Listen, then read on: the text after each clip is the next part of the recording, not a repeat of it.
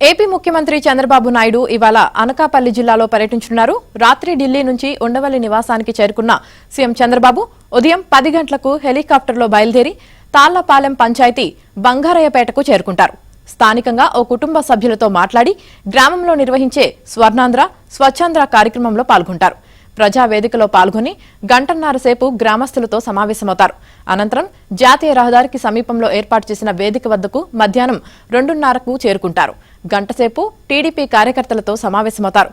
అనంతరం జలగల మధం కూడలిలో ఏర్పాటు చేసిన అటల్ బిహారీ వాజ్పేయి విగ్రహాన్ని ఆవిష్కరిస్తారు.